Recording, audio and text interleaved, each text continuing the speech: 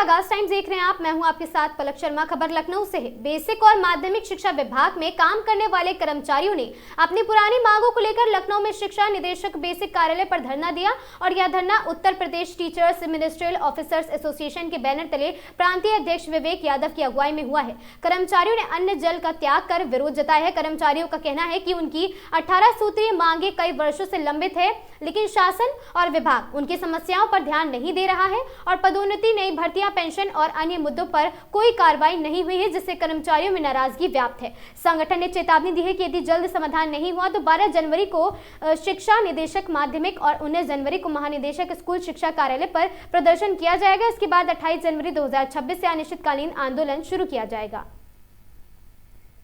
हमसे कुछ बात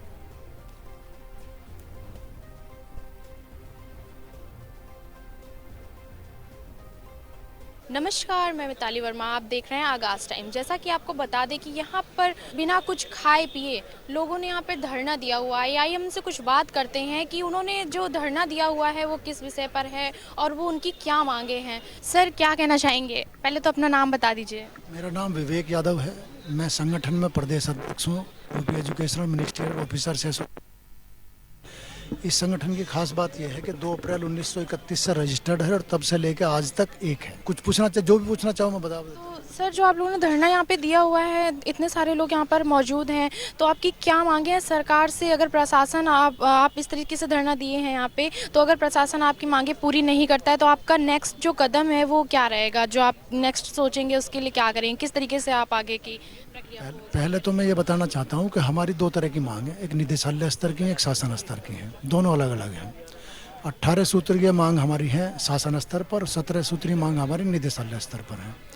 निदेशालय स्तर पर हमारी जो मांग है कुछ मोटा बताना चाहता हूँ आपको। मुख्य रूप से जैसे पदोन्नति है, तो पदोन्नति हमारी वरिष्ठ सहायक से प्रधान सहायक पे होनी है, प्रधान सहायक से प्रशासनिक अधिकारी, आशु लिपिक से व्यक्तिक सहायक ग्रेड 2 और व्यक्तिक सहायक ग्रेड 2 से व्यक्तिक सहायक ग्रेड 1 में। ये पदोन्नतियाँ निदेशालय को करनी है।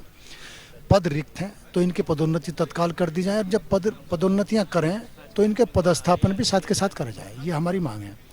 दूसरे जैसे एसीपी है, बहुत से मंडलों में नहीं हो रही, तो पूरे प्रदेश में पदोन्नतियाँ का उसका एसीपी का जो लाभ है सबको मिलना चाहिए। कहीं निलंबन बहाली के जहाँ विवाद हैं, जिनका समय पूरा हो गया है, जो निर्दोष हैं उन्हें बहाल करा जाए और उन्हें पदस्थापित वहीं करा जाए जो निर्दोष है जहाँ थे वो।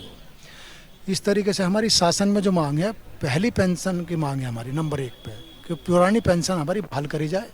दूसरी मांग हमारी है कि जो हमारे ग्रेड हैं, कनिष्ठ सहायक का हमारा 2000 है और 2800 का ग्रेड है वरिष्ठ सहायक का। जैसे कनिष्ठ सहायक है तो उसका 2000 है, वरिष्ठ सहायक में पदोन्नति हो जाएगी, 2800 मिलेगा 5 साल में। यदि पद रिक्त नहीं होती है तो एसीपी का लाभ सरकार देती है, उसमें हमें 2400 दे रही है, जबकि हमारा कोई ग्रेड 2400 नहीं है। तो हमारा जो ग्रेड है वो 2800 से दिया जाए और पूर्व से दिया जाए। तो जो आपका ग्रेड है वो अभी नहीं दिया जा रहा है? जो हमारा नहीं है वो दिया जा रहा है। पता नहीं किसी अन्य विभाग में किसी का होगा, हमारा विभाग में नहीं है, तो हमारा वो ग्रेड दिया जाए। एक हमारी मांग है, सरकार हमारा मुफ्त इलाज करा रही है एलोपैथ में, तो हमारी सरकार से ये मांग है कि आयुर्वेद में और वेलनेस सेंटर जो उसके हैं उसमें हमारा इलाज हो और जो होम्योपैथिक है उसमें हमारा इलाज हो। जिसमें साथी जिसमें इलाज कराना चाहता हो उसमें वो करा ले, क्योंकि सरकार भी उसे बढ़ावा दे रही है। तो इसलिए हम ये चाहते हैं कि कैशलेस सुविधा जो है उनमें भी लागू हो। वर्तमान में जो कैशलेस की सुविधा है, यदि हम हॉस्पिटल में जाते हैं तो हमें 24 से 48 घंटे वेरिफिकेशन के नाम पे हॉस्पिटल हमें परेशान कर रहे हैं। तो कोई क्रिटिकल स्थिति हो गई तो हमारा साथी उससे प्रभावित होगा, तो ये समस्या हमारी ना हो। एक हमारा किसी पे कैशलेस कार्ड नहीं है तो उसमें रिम्बर्समेंट की व्यवस्था है। रिम्बर्समेंट में हम अपने इलाज में अपना पैसा पहले लगाते हैं और बाद में सरकार हमें वापस करती है। जब हमें वापस करती है तो वापस हमें मान लिया 1 लाख लगे तो 60 से 65 हज़ार रुपये में हमें वापस मिलते हैं।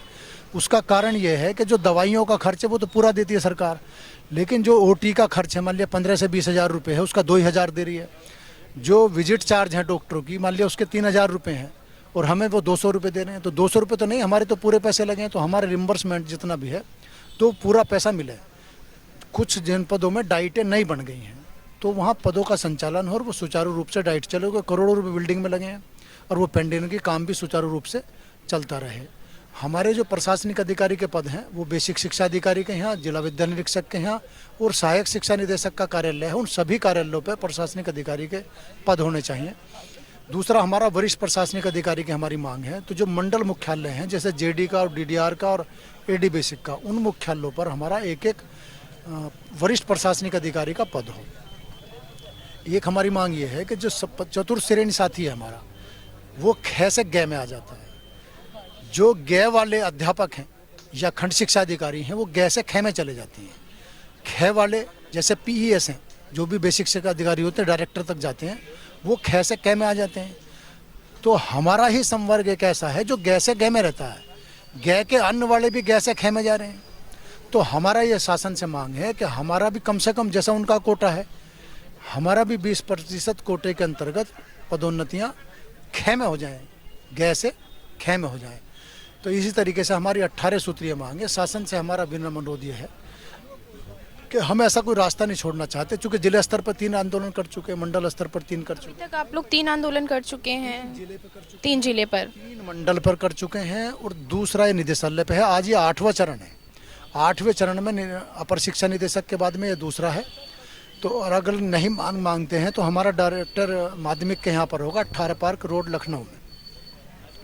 तो सरकार हमें ऐसा बाध्य न करे कि हमारा कोई, अगर कोई सरकार को ऐसा लगता है कि कोई बात हमारी ऐसी है जो नहीं मानी जा सकती, तो सरकार हमारे से वार्ता करे या निदेशालय हमारे से वार्ता करे। हम वार्ता करने से मना नहीं कर रहे, वार्ता करेंगे, जो भी हल निकले उसका।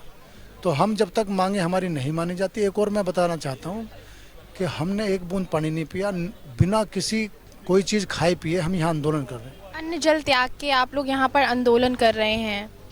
ना कोई चीज़ खा रहा, ना कोई पी रहे, पूरी तरह से डेड ऑनेस्टी के साथ। आप भी यहाँ इतने समय से हो, कभी तक भी देख लेना, चाहे रात तक चलेगा, ना कुछ खाएंगे ना कुछ पिएंगे। सुबह से कितना टाइम हो गया आप लोगों को बिना पानी पिए हुए? तो खैर रात ही खाया था, सुबह से हमने नहीं खाया, सुबह से ना कुछ खाया ना कुछ पिया, ऐसे ही हम आंदोलन चला रहे हैं। तो हम ये चाहते हैं सरकार और निदेशालय से कि हमारी मांगे मांगे। जैसे हमारा कोर्ट केस है, कोर्ट केस में ऐसा होता है कि जैसे कुछ निस्तारण 2 पार्टियों में से एक के होने, तो एक तो नाराज रहेगा ही, तो उसमें कोर्ट चली गई दूसरी पार्टी जाती है, तो उसमें हमारे 15 से 20 हज़ार रुपये लगते हैं। फिर वो सुप्रीम कोर्ट चली जाती है, चूँकि एक पार्टी तो जाएगी, एक के पक्ष में आप करोगे तो उसमें हमारे लाखों रुपए लगते हैं। तो सरकार या तो एडवोकेट की व्यवस्था करे अपने स्तर पर, सरकार अपना खर्च अपने आप वहन करे, या हमारा उसका बजट का प्राविधान हो, हमारा पैसा मिले उसमें, अनावश्यक रूप से हमारे पे ये लोड ना पड़े, और जो पदोन्नतियां अब हों उसके पदस्थापन साथ के साथ हों। ये हमारी सरकार से और निदेशालय से मांग है।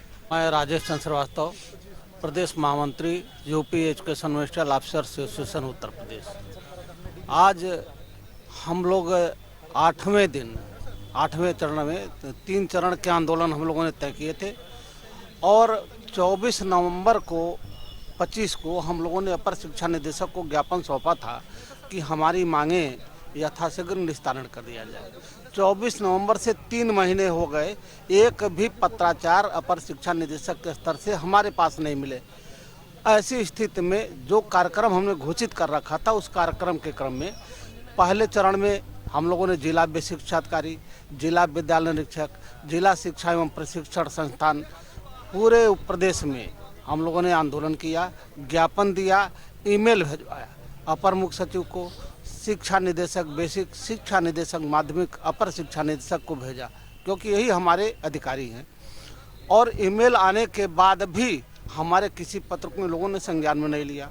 फिर दूसरे चरण में हमने सहायक शिक्षा निदेशक बेसिक, उप शिक्षा निदेशक माध्यमिक और संयुक्त शिक्षा निदेशक मंडल स्तर के जितने प्रदेश के कार्यालय के थे, सब पर हमने आंदोलन किया और पुनः ज्ञापन भेजा, और ईमेल के माध्यम से अधिकारियों द्वारा भी सूचित किया गया। फिर भी इनके द्वारा कोई संज्ञान में नहीं लिया गया। हमारी 18 सूत्री मांग शासन में है और कई वर्षों से लंबित है। कई अधिकारी आए, कई अधिकारी गए, शिक्षा मंत्री से मिला, शिक्षा मंत्री ने आदेश किया अपर मुख्य सचिव को कि आप संगठन से वार्ता कर लें। 19 में हमने दिया था, 19 से आज 25 हो गया, 5 साल के बीच, 6 साल के बीच कोई वार्ता शासन से नहीं हुई। फिर हमारे सतीश जी बेसिक मंत्री थे, उनको हमने दिया, उन्होंने भी आदेश किया, फिर भी नहीं हुई। नए मंत्री संदीप सिंह जी आए, उनसे भी अनुरोध किया, फिर भी नहीं हुई। अपर मुख्य सचिव से मिला, उसके बाद आज तक हमारी बातें नहीं हुई। अभी हमने शिक्षा निदेशक महोदय से कहा कि आप हमें शासन स्तर पर वार्ता करा दीजिए। कहते हैं बघेल जी कि शासन में नए अधिकारी हैं अपर मुख्य सचिव, और उनके इरादे दूसरे हैं, अभी जब तक उनसे तालमेल नहीं बैठता है या तब तक हम बात नहीं करा सकते। आप बताइए हमारी बात कराने में क्या दिक्कत? ठीक, हमसे नहीं बात कराते, आप ही स्वयं बात करके प्रकरणों का निस्तारण करा दीजिए। हमें शौक थोड़ी है शासन में बात करने की। हमारी जो मांगे हैं, अब जैसे कनिष्ठ सहायक 2400 रुपये दिया जा रहा है, अनावश्यक 2000 के स्केल है, वेतन है, और उनका प्रमोशन होता है 2800 ग्रेड पे मिलता है। 5 साल पर प्रमोशन की व्यवस्था है। अगर 5 साल पर प्रमोशन नहीं होता है या पद विभाग में रिक्त नहीं है तो ऐसे स्थिति में 10 साल सेवा करने के बाद उनको प्रोन्नत वेतनमान दिया जाता है। जब प्रोन्नत दिया जाता है तो 2800 ग्रेड पे मिलना चाहिए, लेकिन 2400 का ग्रेड पर जो हमारे वेतन क्रम में ही नहीं है।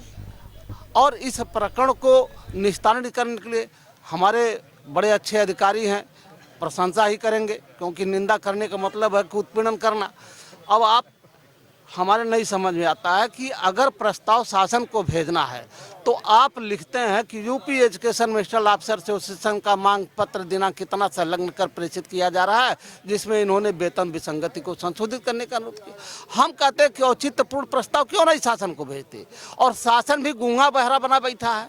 अगर औचित्यपूर्ण प्रस्ताव निदेशालय नहीं देता है तो आप उनसे परीक्षा क्यों नहीं करते, आप उन्हें निर्देशित क्यों नहीं करते? क्या शासन कर्मचारियों का उत्पीड़न के लिए बना है या शासन कर्मचारियों के लाभों के लिए बना है? आप हमारी उत्पीड़न हमारा होता है, क्या हम हर प्रकरण को लेकर के माननीय न्यायालय में बात करें तभी आप हमारे करेंगे? आज 10 साल से हमारे प्रकरण निस्तारित नहीं हो रहे हैं, वार्ताएं नहीं हो पा रही हैं, निस्तारण नहीं हो पा रहा। क्या हम सारे प्रकरण को लेकर के माननीय न्यायालय में मुकदमा ठोक दें और माननीय न्यायालय से आदेश हो जाएगा कि आप इनका निस्तारण कर तभी करेंगे? प्रशासन से वही तो बताया, वेतन विसंगति है। अब आप ले लीजिए, एक तरफ नए जनपद नए मंडल सृजित हुए हैं और पूरे प्रदेश में कई नए मंडल कई जनपद सृजित हुए, वहाँ एक भी बाबू का पद सृजित नहीं किया गया और किसी तरह से कर्मचारियों को अटैच करके काम लिया जा रहा था। हमारे नए अपर मुख्य सचिव महोदय आए हैं, उन्होंने एक फरमान जारी किया, किसी भी दशा में किसी अध्यापक किसी कर्मचारी को शपथ न किया जाए, उनको मुक्त कर दिया जाए। आप बताएं, नए जो मंडल थे उसमें सारे बाबू मुक्त हो गए, काम कौन करेगा? और काम कराना है, आप मुक्त करना चाहते हैं मुक्त कर दीजिए, हमें बहुत खुशी है, लेकिन उस पद को तो सृजित कीजिए। पद आप सृजित नहीं करेंगे और काम होगा कैसे, हमारे नहीं समझ में आता। और पद सृजन की कार्रवाई करने में भी आपको दिक्कत है और जो कर्मचारी काम कर रहा है उसको काम लेने में भी दिक्कत है, दोनों तरफ से। अच्छा, शासन का अपर मुख्य सचिव का आदेश है कि किसी को संबद्ध न किया जाए। जो विभाग के अधिकारी थे उन्होंने तो मुक्त कर दिया। हमारे कुछ कर्मचारी ऐसे हैं जिनको डीएम ने सीडीओ ने अटैच कर रखा है और ऐसे अधिकारी कहते हैं हम नहीं मुक्त करेंगे। तो मुक्त न करके कर्मचारियों का उत्पीड़न किया जा रहा है। तो हमारा अनुरोध यह है कि आपके माध्यम से मैं कहना चाहूँगा कि जो प्रमोशन की व्यवस्था है, माननीय मुख्यमंत्री का आदेश है कि जो भी पद रिक्त हो पदोन्नत कोटे के 100% पदोन्नतियाँ कर दी जाएँ। आज सालों से लिखा पढ़ी आ रही है और आप एक बार कहते हो कि गोपनीय आख्या लिखी होनी चाहिए संबंधित अधिकारी के स्तर से, वह चली आई। आप कहते हो मानव संपदा पोर्टल पर चल अचल का संपत्ति का विवरण अपलोड करिए तब हम करेंगे। एक तरफ चल अचल संपत्ति का विवरण हमने मानव संपदा पोर्टल पर अपलोड कर दिया। मानव संपदा पोर्टल से आप ट्रांसफ़र तो कर देते हो, उससे सारे डिटेल हमारे मिल जाते हैं। तो हमारी जो चल अचल संपत्ति का विवरण है मानव संपदा पर अपलोड है, आप क्यों नहीं यहाँ से निकाल लेते और निकाल के हमारे प्रमोशन कर देते? आप अड़ंगेबाजी क्यों करते? अच्छा, मानव संपदा पोर्टल पर दिक्कत यह है कि हमने अपलोड किया अपना विवरण, अब हमारे अधिकारी कहते हैं कि आपने अपना विवरण अपलोड किया है, हमको आपके विवरण के बारे में तो जानकारी है नहीं, तो मैं आपके पत्र को काउंटर साइन नहीं करूंगा। ऐसे स्थिति में एन के प्रकार ने पदोन्नत से हमारे कर्मचारियों को वंचित करना यह गलत है। इसका हम पुरजोर तरीके से विरोध करते हैं। हमारा अनुरोध है शासन विभाग के अधिकारियों से कि अब भी समय है, जो पदोन्नत के पद हैं उन पर 100% पदोन्नत पदस्थापन के साथ कराई जाए, उत्पीड़न बंद किया जाए। अन्यथा अगले चरण में हम शिक्षा निदेशक माध्यमिक के वहाँ 12 तारीख को धरना देंगे, 19 को महानिदेशक कार्यालय पर देंगे। फिर भी नहीं मानेंगे तो अंतिम चरण में 28 जनवरी को शिक्षा निदेशक कार्यालय पर अनिश्चितकालीन आंदोलन हम प्रारंभ करेंगे और जो भी स्थितियाँ परिस्थितियाँ होंगी उसके जिम्मेदार शासन विभाग के। आप देख रहे हैं आगाज टाइम्स, कैमरामैन अमित के साथ मैं मिताली वर्मा। इस खबर में बस इतना ही। ऐसी खबरों से लगातार जुड़े रहने के लिए बने रहें हमारे साथ और देखते रहें आगाज टाइम्स।